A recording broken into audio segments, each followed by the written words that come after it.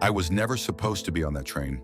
My flight had been canceled, my phone battery was nearly dead, and the idea of taking a train, slow, old-fashioned, full of strangers, felt like stepping backward in time.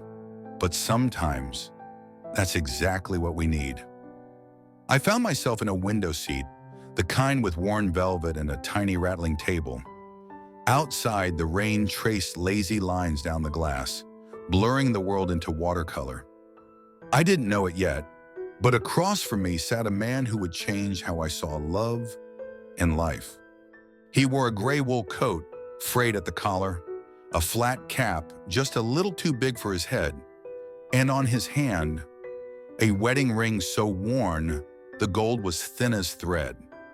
He nodded politely, then sat in silence. About an hour in, I noticed he was holding something.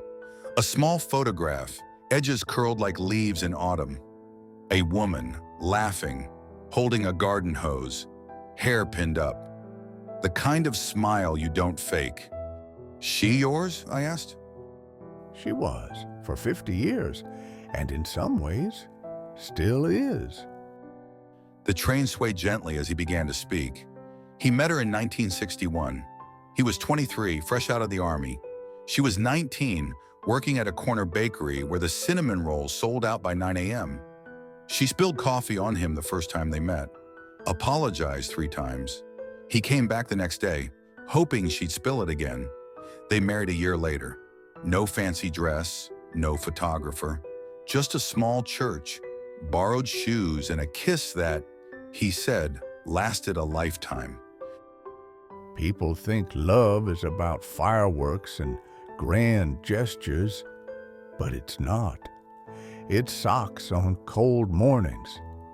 It's doing dishes when you're tired. It's knowing what she needs before she asks. They raised 3 kids in a house with thin walls and thick laughter. Money was tight, but joy was never in short supply. They argued, sure, about bills, about parenting, about who forgot to buy milk. But they had a rule, never sleep angry, and every fight ended with someone reaching out, even if pride said not to. Every Sunday morning, I'd bring her coffee in bed, black, no sugar, and every Sunday she'd pretend it was too bitter, and I'd pretend I forgot. It became a game, one we played for 50 years. He told me about the little notes she'd leave in his lunchbox, about dancing in the kitchen to music only they could hear, about sitting quietly on the porch for hours, saying nothing, and still understanding everything. He said the cancer came quietly. Like a thief, it tiptoed in, soft and cruel. The last year was hard. Hospitals, treatments, waiting rooms that smelled like antiseptic and fear. But she never lost her smile, not once. Even on the last day, she whispered, "Thank you for every Sunday coffee." I still make it every Sunday, place it on her side of the bed, then sit beside it and talk to her for a while.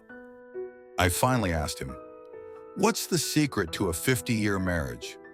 He didn't answer right away. Just watched the raindrops slide down the window like tears with no urgency. Then he said, You choose them over and over, even on the days you don't want to, especially on those days. You keep saying, thank you. You say, I'm sorry, like you mean it, and you hold their hand like it's the last time, every time. The train began to slow. His stop. He stood, adjusted his coat, and paused. Then with a soft smile, he handed me the photo. Not the original, just a copy. On the back in faded handwriting was a note. Don't wait too long to love someone well. He tipped his cap and was gone. I never caught his name, but I think about him often. Every Sunday, actually, when I bring my wife her coffee, black, no sugar, and she still makes that face, and I still pretend I forgot. It's funny how a stranger can teach you everything you didn't know you needed to learn. And maybe that's what love really is. Not a perfect story, but a choice made 1,000 quiet times.